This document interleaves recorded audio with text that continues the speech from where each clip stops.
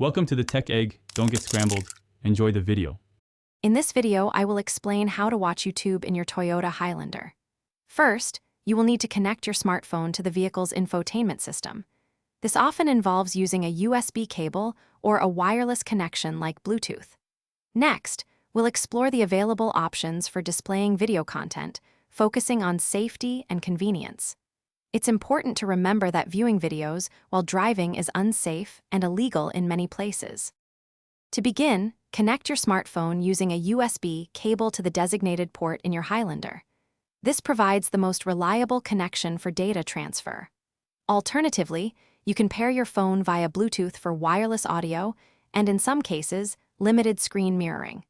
Always ensure your phone's software is current for optimal compatibility with your vehicle's system.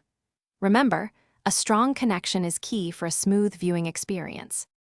Once connected, explore your Highlander's infotainment system for compatible applications like Android Auto or Apple CarPlay.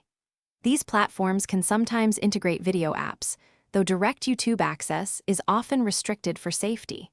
Some vehicles also offer screen mirroring, allowing your phone's display to appear on the car screen.